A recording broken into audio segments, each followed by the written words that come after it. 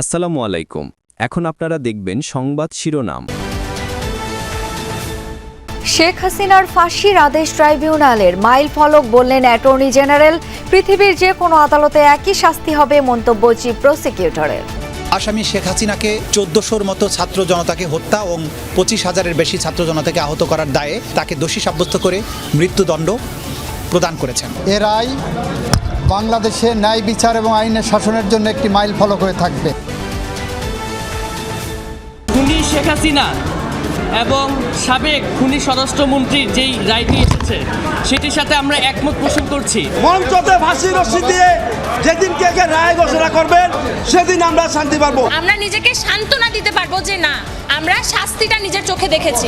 আব্দুল্লাহ মামুনের যে মাত্র 5 বছর রায় দেওয়া হয়েছে, আমরা শহীদের পরিবারের পক্ষ থেকে গ্রহণ করি না।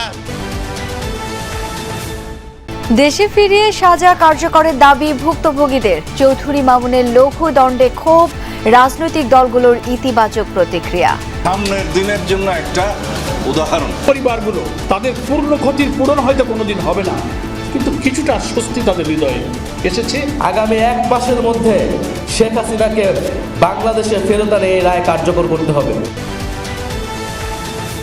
জুলাই গণহত্যার রায়কে ঐতিহাসিক বলছে সরকার। শেখ হাসিনাকে ফেরাতে নতুন করে কূটনৈতিক উদ্যোগ। আগামীকাল ভারতকে চিঠি দেবে ঢাকা। ধানমন্ডি 32-এ বুলডোজার কর্মসূচি ঘিরে ব্যাপক উত্তেজনা। বিক্ষোভকারীদের সাথে সেনা পুলিশের ধাওয়া পাল্টা ধাওয়া। আসসালামু আলাইকুম। এখন দেখবেন সংবাদ বিস্তারিত। শেখ হাসিনা এখন ফাঁসির দণ্ডপ্রাপ্ত পলাতক আসামি। চানখারপুলে 6 জনকে হত্যা এবং আশুলিয়ায় 6 জনকে পুড়িয়ে মারার ঘটনায় তাকে সর্বোচ্চ সাজা দেওয়ার আদেশ দিয়েছেন আন্তর্জাতিক অপরাধ ট্রাইব্যুনাল। দুপুরে টেলিভিশন সহ সামাজিক মাধ্যমে সরাসরি সম্প্রচার করা হয় আদালতের রায়। একই অপরাধে আসাদুজ্জামান খান কামালকেও মৃত্যুদণ্ডের আদেশ দেওয়া হয়। অপর আসামি রাজসাক্ষী চৌধুরী আব্দুল্লাহ আল মামুনকে কারাদণ্ড দেওয়া হয়েছে 5 বছরের।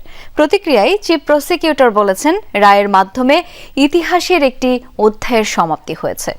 ট্রাইব্যুনালের আদেশকে নতুন মাইল ফলক বলেছেন অ্যাটর্নি জেনারেল। বেলা 12:30টার দিকে ট্রাইব্যুনাল 1-এর চেয়ারম্যান বিচারপতি মোহাম্মদ গোলাম মুর্তজা মজুমদারের নেতৃত্বে এজলাসে প্রবেশ করেন 3 বিচারপতি। জনাকীর্ণ ট্রাইব্যুনালে তখন পিনপতন নীরবতা। বিচার সংশ্লিষ্ট সবাইকে ধন্যবাদ জানিয়ে রায় পড়া শুরু করেন ট্রাইব্যুনালের চেয়ারম্যান। 453 পৃষ্ঠার রায়কে ভাগ করা হয় 6 ভাগে। রায়ে 5 অভিযোগের নানা তথ্য উপাত্ত, গণ অভ্যুত্থানের পর প্রকাশ হওয়া বিভিন্ন অডিও ভিডিও, জাতিসংঘের রিপোর্ট উল্লেখ করা হয়। তাকে 1400-র মতো ছাত্র জনতাকে হত্যা এবং 25,000-এর বেশি ছাত্র জনতাকে আহত করার দায়ে, মোর স্পেসিফিক্যালি আশুলিয়াতে 6 জনকে হত্যা করে পুড়িয়ে দেয়া, চানখারপুলে 6 জনকে হত্যা করার মাধ্যমে যে অপরাধ করেছেন সেটার দায়ে তাকে দোষী সাব্যস্ত করে মৃত্যুদণ্ড প্রদান করেছেন। এদেশের মানুষের প্রতি, গণতন্ত্রের প্রতি, সংবিধানের প্রতি, আইনের শাসনের প্রতি এবং আগামী প্রজন্মের প্রতি দায়বদ্ধতা পরিশোধের স্বার্থে এ রায় একটি যুগান্তকারী। দীর্ঘ অপেক্ষার অবসান। শেখ হাসিনা চূড়ান্ত সাজার রায় অন্তত কানে শুনতে পেরে বুক হালকা হয়েছে জুলাই শহীদদের পরিবার ও আহতদের। রায় ঘোষণার পর এজলাস আর ট্রাইব্যুনাল চত্বরে হয় আবেগঘন পরিবেশ। তারা এই রায়ের বাস্তবায়ন চান অতি দ্রুত। শেখ হাসিনাকে দেশে ফিরিয়ে এনে ফাঁসি কার্যকরের দাবি জানিয়েছেন শহীদদের স্বজনরা। তবে রাজসাক্ষী চৌধুরী আব্দুল্লাহ আল মামুনের লঘু দণ্ডে ক্ষোভ জানিয়েছেন তারা। পানি জমা ছিল 14টি মাস। বুকে জমা পাথর যেন কিছুটা হালকা হলো এই রায়ে শেখ হাসিনার ফাঁসির আদেশ শুনে। জুলাইয়ে আহত এবং শহীদ পরিবার ছাড়াও এজলাসে চোখ ভিজে ওঠে অনেকের। শেখ হাসিনার রায় নিয়ে সন্তুষ্টি প্রকাশ করলেও আব্দুল্লাহ আল মামুনের সাজা কমানোয় সংক্ষুব্ধ শহীদ পরিবারগুলো। খুনি শেখ হাসিনা এবং সাবেক খুনি স্বরাষ্ট্রমন্ত্রীর যেই রায়টি এসেছে সেটির সাথে আমরা একমত পোষণ করছি। যে রায় দেওয়া হলো এতে আমরা অত্যন্ত খুশি আছি। চৌধুরী আব্দুল্লাহ মামুনের যে মাত্র 5 বছর রায় দেওয়া হয়েছে, আমি এই রায়কে আমরা শহীদের পরিবারের পক্ষ থেকে গ্রহণ করি না। সরকারের কাছে বিনীত অনুরোধ করছি, অতি দ্রুত তাদেরকে দেশে এনে এই ফাঁসি কার্যকর করা আমাদের একটা আশা থাকে। মানবতাবিরোধী অপরাধে শেখ হাসিনা, আসাদুজ্জামান খান কামালের ফাঁসির আদেশে সন্তুষ্ট ফ্যাসিবাদ বিরোধী রাজনৈতিক দলগুলো। ন্যায় বিচার প্রতিষ্ঠিত হয়েছে উল্লেখ করে বিএনপি নেতা সালাউদ্দিন আহমদ বলেছেন, কোনো শাসকের স্বৈরাচার হয়ে ওঠার রোধে এই রায় দৃষ্টান্ত হয়ে থাকবে। জামায়াত নেতা গোলাম পরোয়ার বলেন, রায়ে প্রমাণ হয়েছে রাজনৈতিক নেতা কিংবা রাষ্ট্রপ্রধান কেউই বিচারের ঊর্ধ্বে নয়। এনসিপি নেতারা দ্রুত শেখ হাসিনাকে ফিরে এনে রাষ্ট্রের মতো রাজনীতিবিদদেরও চোখ ছিল টেলিভিশনের পর্দায়। ঢাকা বিশ্ববিদ্যালয়ে এক অনুষ্ঠান শেষে ভিসি অফিসে বসে শেখ হাসিনার রায় ঘোষণা শুনেন বিএনপির স্থায়ী কমিটির সদস্য সালাউদ্দিন আহমদ। পরে তাৎক্ষণিক প্রতিক্রিয়ায় গুমের শিকার এই নেতা বলেন, প্রমাণিত হয়েছে ফ্যাসিবাদ যতই শক্তিশালী হোক তাদেরও একদিন না একদিন বিচার হয়, যদিও অপরাধের তুলনায় সাজা কম হয়েছে। তাদের অপরাধের তুলনায় এই সাজা যথেষ্ট কম, কিন্তু আইনের উপরে কোনো সাজা নাই। এটা শুধু ন্যায় বিচার প্রতিষ্ঠা না, সামনের দিনের জন্য একটা উদাহরণ, এবং ভবিষ্যতে যাতে এই রাষ্ট্রে কেউ আর ফেসিবাদী শাসন ব্যবস্থা না কায়েম না করতে পারে, কেউ নিজে ফেসিস্ট না হয়ে উঠতে পারে, এবং এখন আয়কতন্ত্র যাতে প্রতিষ্ঠা না হয় তার একটি মেসাল। এটা ভবিষ্যতের জন্য একটা শিক্ষা। মগবাজারে সংবাদ সম্মেলনে জামাত ইসলামের সেক্রেটারি জেনারেল মিয়া গোলাম পরোয়ার বলেন, আংশিক হলেও 18 কোটি মানুষের গণ আকাঙ্ক্ষা পূরণ হয়েছে।